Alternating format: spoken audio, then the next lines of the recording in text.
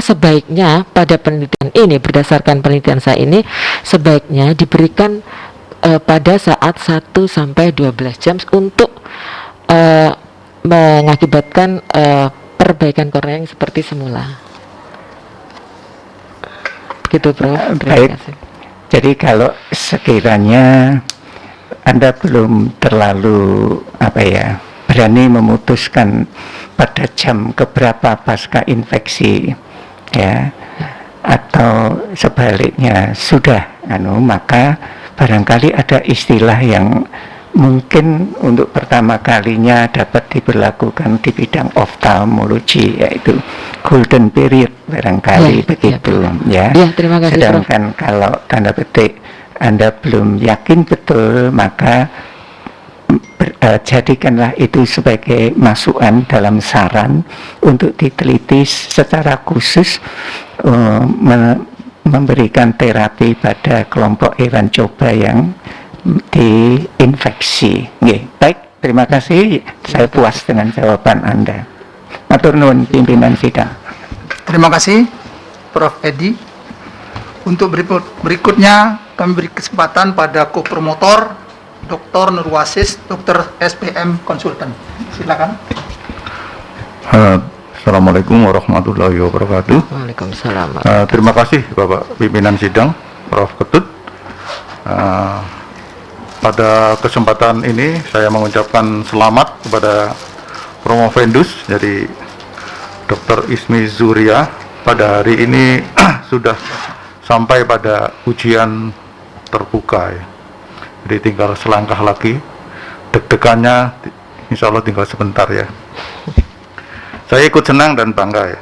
Meskipun Dr. Ismi ini selalu berkonsultasi dengan saya karena di dalam satu bidang ilmu kesehatan mata. Jadi saya melihat Dr. Ismi ini sangat luar biasa di dalam menyelesaikan program studinya, meskipun ada pandemi dan segalanya tetap berjalan, sehingga alhamdulillah pada hari ini bisa ujian terbuka.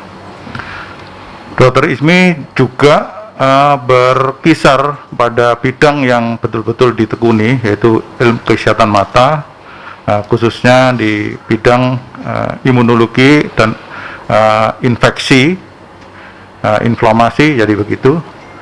Kemudian oleh karena saya harus bertanya juga kepada Promovendus, jadi Dr. Ismi pada area yang diteliti, area yang Dr. Ismi selalu kerjakan baik sebagai klinisi, itu adalah penyakit mata luar, ya. Seperti yang disertasi Promovendus ajukan. Kita mengenal bahwa penyakit mata luar itu sifatnya self-limited disease, ya. Jadi pada pertanyaan pertama saya menanyakan bagaimana self-limited disease itu bisa diterangkan, baik dari marker-marker yang dominan seperti RIPK1, RIPK3, TNF-alpha dan sebagainya. Kami mohon untuk dijelaskan. Terima kasih. Terima kasih Dr. Nurwasis, dokter spesialis mata konsultan yang kebetulan sebagai kopromotor saya juga yang telah saya banyak berkonsultasi dengan beliau karena juga kebetulan dalam satu kantor. Ya, memang disebutkan dalam referensi bahwa terutama konjungtivitis, ya. Konjungtivitis itu sebenarnya ada merupakan self-limiting disease, ya. Dan sebetulnya kornea, konjungtiva dan kornea itu merupakan organ yang dekat dan saling berhubungan. Ya, pada konjungtiva itu memang banyak didapatkan pembuluh darah maupun sel-sel imun, sehingga itulah sebabnya maka pada konjungtivitis itu sebagian besar penyakitnya self-limiting disease. Sedangkan pada keratitis, ya, nah keratitis ini pada penelitian ini terutama yang disebabkan oleh kuman, bila apalagi dalam hal ini Pseudomonas aeruginosa ya. Jadi pada infeksi yang seperti pada penelitian saya ini, pertama-tama yaitu pada kelompok kontrol. Pada kelompok kontrol yang di insisi saja itu memang terdapat peningkatan dari variabel-variabel yang saya teliti, dan pada waktu 72 jam kornea ini mengalami penyembuhan secara normal. Hal ini oleh karena sel epitel kornea tentu saja traumanya yang defeknya kecil ya, defek kecil. Pada umumnya kornea mengalami penyembuhan yang normal dalam 24 jam bila defeknya kecil. Epitel kornea ini mempunyai sifat regenerasi, yaitu apabila dia mengalami defek, maka sel-sel di tepi luka akan mengalami migrasi menutup sel yang terluka. Juga pada bagian perifer, sel basal daripada sel epitel kornea akan berproliferasi dan berdiferensi serta bermigrasi ke arah sentripetal untuk menutup luka. Itu bila tidak disertai dengan infeksi kuman pada kelompok kontrol. Sedangkan pada kelompok perakuan juga di sini didapatkan marker-marker dalam penelitian saya ini terutama meningkat hingga beberapa kali ya daripada kelompok kontrol ya. Dan hal ini sesuai dengan penelitian saya, maka terdapat proses yang disebut dengan proses kematian sel, yaitu antara lain nekroptosis terutama dan apoptosis serta piroptosis ya. Jadi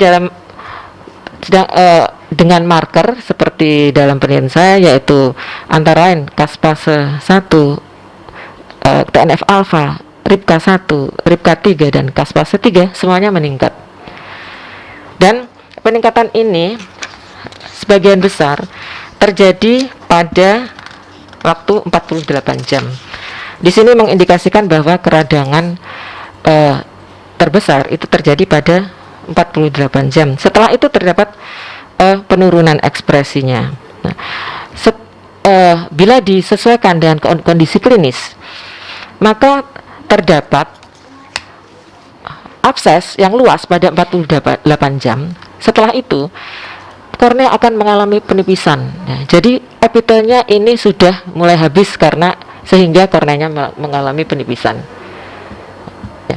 Jadi memang pada kondisi yang tidak disertai oleh infeksi kuman bisa sembuh secara normal, tetapi sewaktu dikenai oleh infeksi kuman Pseudomonas aeruginosa, maka akan terjadi kerusakan kornea, terutama pada 24 jam sampai dengan 17 jam seperti pada penelitian saya ini.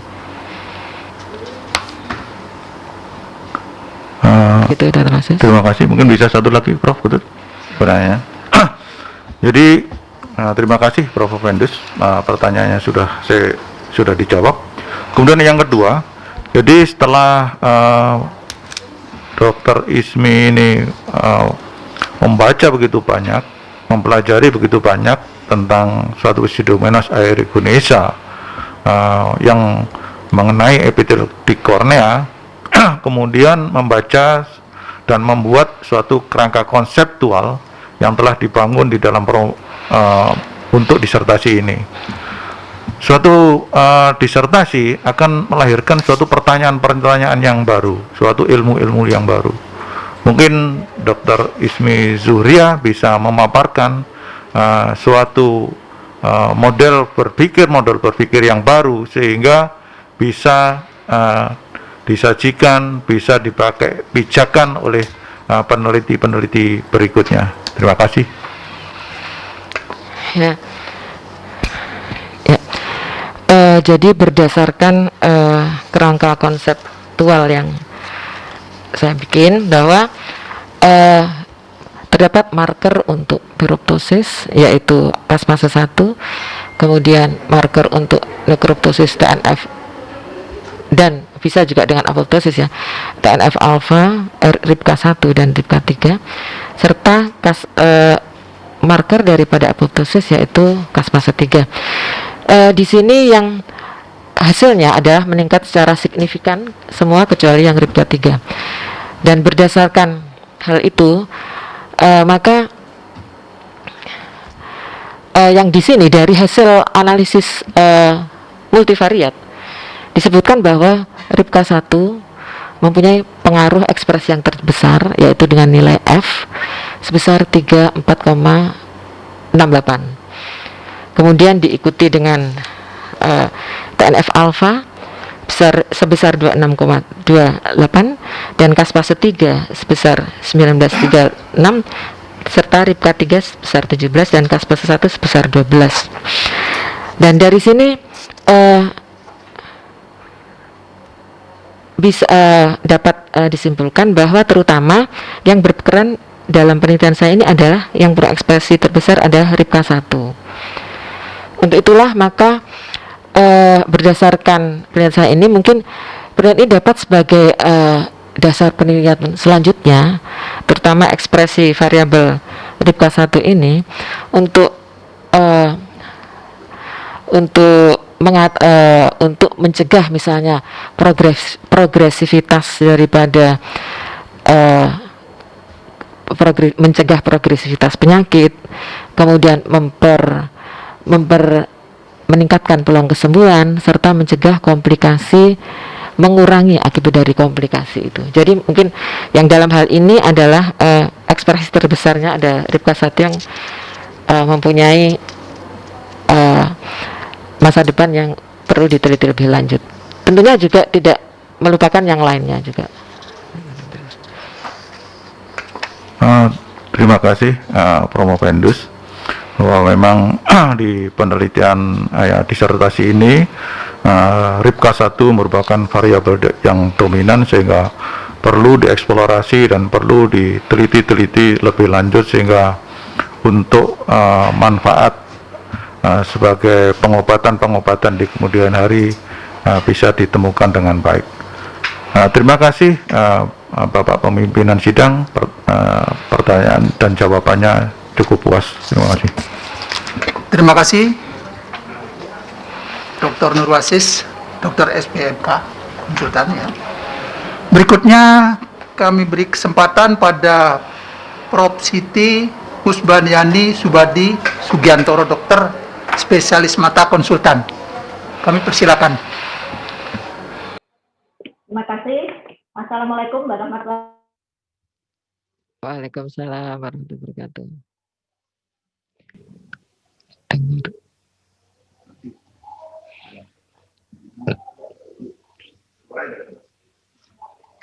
Ya. Suaranya tidak ada. Penting pencegahannya. Karena kalau tidak itu nanti bisa terjadi endophthalmitis, di mana bola mata juga harus diinupsiasi, harus diangkat. Jadi intinya adalah bagaimana pencegahan pada kita ini yang hidup di negara tropis, apakah harus memakai kacamata, harus memakai sunglasses, harus memakai mencegah tadi seperti pseudomonas itu masuk ke kornea, masuk ke mana konjungtiva, masuk ke itu. Jadi intinya adalah sekarang selain pengobatan itu juga penting, pencegahan itu adalah penting sekali. Ya, silakan. Terima kasih Prof. Dr. Diani Yogiantoro, spesialis mata konsultan. Ya, memang sebaiknya kita mencegah sebelum terjadinya sakit, itu adalah yang terbaik. Dan dalam hal ini memang sebelumnya kita sebetulnya harus melakukan edukasi dan informasi baik terhadap tenaga kesehatan maupun masyarakat luas yang mempunyai faktor risiko untuk terjadinya infeksi. Misalnya pada pemakai lensa kontak, kemudian pada pasien-pasien yang mengalami trauma oleh karena kuman Pseudomonas ini terdapat di mana-mana ya, di tanah maupun air, sehingga bila mereka mendapat trauma misalnya terciprat oleh tanah atau air, itu kemungkinan bisa terkena oleh Pseudomonas aeruginosa. Nah, untuk itu pencegahannya selain edukasi kepada faktor risiko antara lain pemakai lensa kontak, pasien trauma, juga memang benar sekali seperti yang disebutkan oleh Prof. Diani, sebaiknya juga untuk untuk masyarakat yang berisiko tinggi ya, misalnya bekerja di luar, untuk selalu memakai kacamata pelindung juga, dan juga tidak boleh meremehkan bila terjadi trauma pada mata ya. Jadi secepatnya mungkin bila terdapat trauma, secepatnya mungkin diberi dengan misalnya obat tetes atau misalnya air mata buatan ya, untuk secepatnya untuk mengeliminasi kuman-kuman yang ada. Tetapi juga lebih baik lagi untuk segera periksa ke dokter mata ya. Itu mungkin Prof. Diani yang saya sampaikan. Terima kasih Prof. Diani.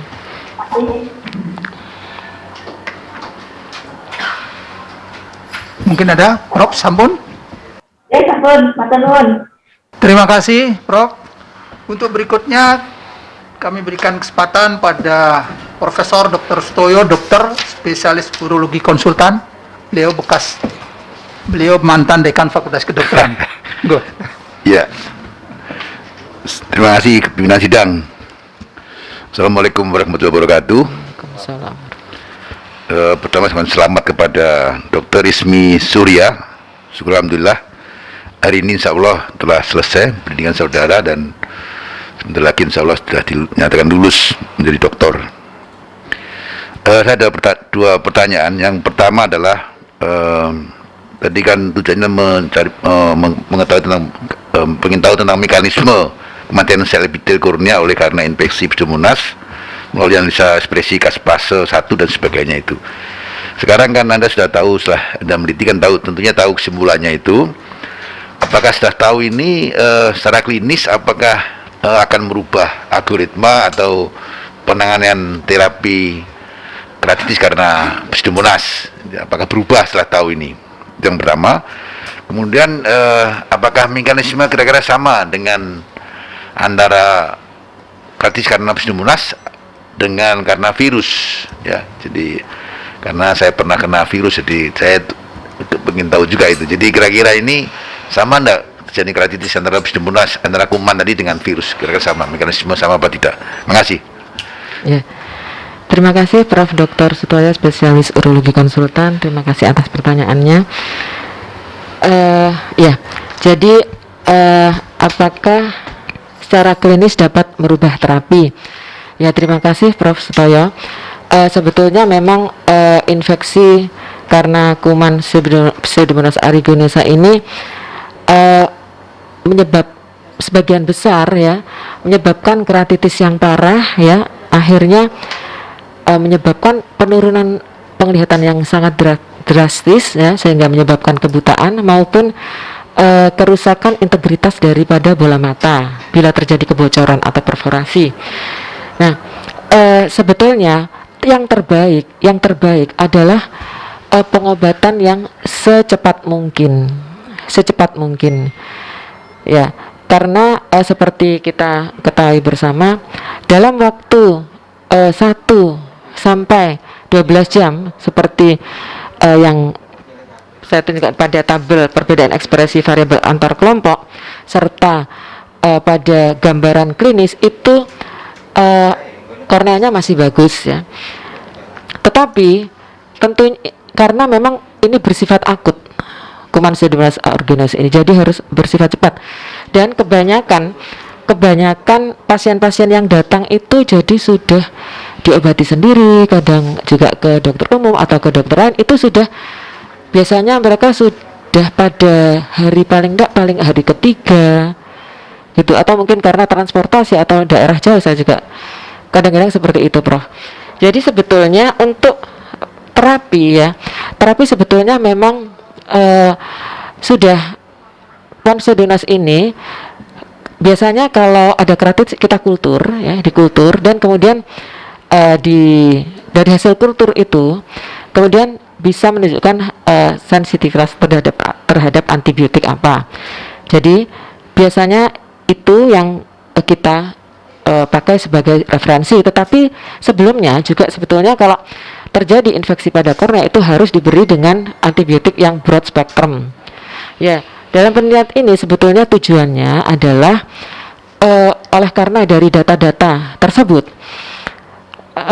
keratitis ini menyebabkan kerusakan yang parah, maka dan sudah diobati dengan antibiotik pun juga bisa menyebabkan perforasi seperti yang dinyatakan oleh Farisani pada tahun 2015 itu.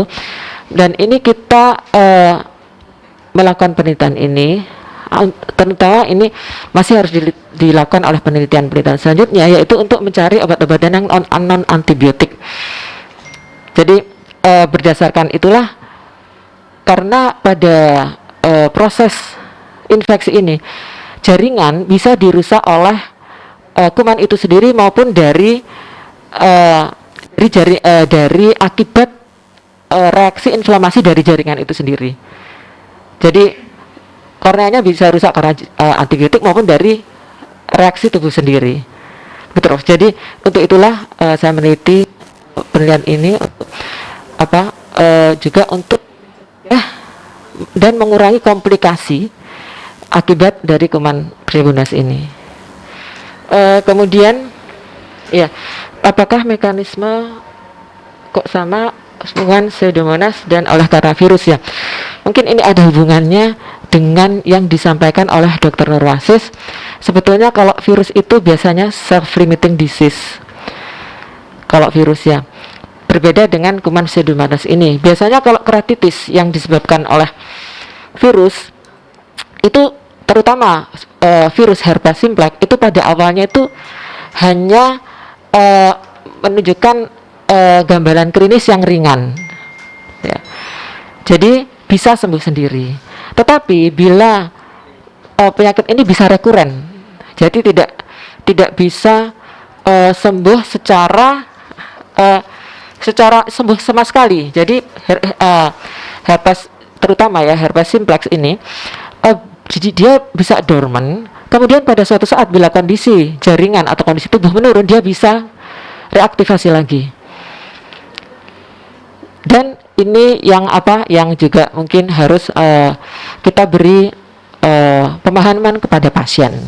Tetapi kalau kuman Pseudomonas aeruginosa ini, jadi kalau memang sudah diatasi misalnya, itu ya sudah selesai.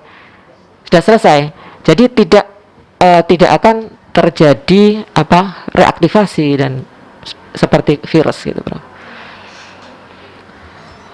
Demikian, Prof, mungkin jawaban saya. Ya, terima kasih. Pertanyaan saya puas tanyanya. Terima kasih. Terima kasih, Ya. Prof. Toyo.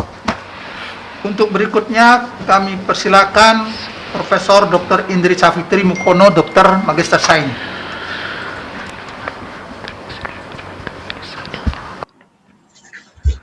Baik, terima kasih pimpinan sidang. Dengar ya suara saya ya. Assalamualaikum warahmatullahi wabarakatuh. Waalaikumsalam warahmatullahi wabarakatuh. Selamat ya saya ucapkan untuk Dr. Ismi Zuhria. Dalam beberapa menit lagi, sudah nggak jam lagi mungkin ya, sekarang sudah jam 11, Anda sudah akan mendapatkan gelar yang tertinggi secara akademis ya. Ini bukan merupakan akhir sebenarnya, tetapi ini adalah sebenarnya awal dari bagaimana Dr. Ismi ini akan mengembangkan ilmunya. Bagus sekali ya penelitiannya. Jadi di sini Dr. Ismi menjelaskan tentang mekanisme kematian sel epitel kornea oleh karena infeksi Pseudomonas aeruginosa. Nah, yang ingin saya tanyakan,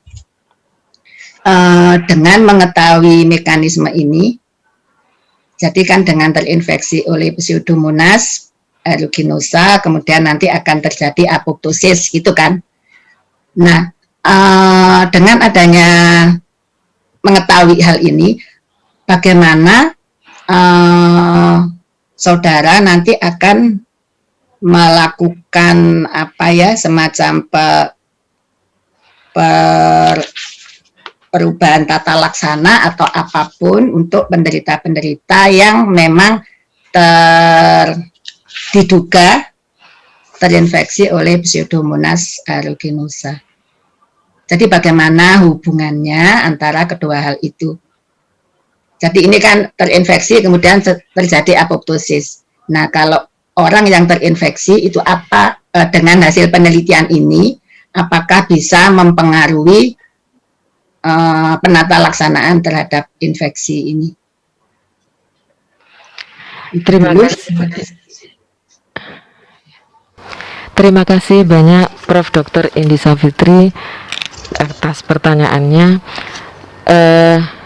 Ya, jadi memang pada penelitian saya yang meneliti tentang mekanisme kematian sel epitel kornea dengan marker dari apoptosis yaitu Caspase 3, tetapi dalam hal ini saya juga memeriksa marker yang lain yaitu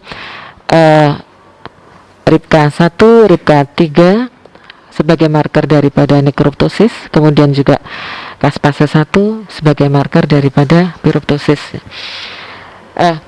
Dan melihat dari hasilnya, jadi proses kematian ini sepertinya saling memperkuat antara nekroptosis, apoptosis, dan piroptosis melihat dari hasil markernya, ekspresi markernya.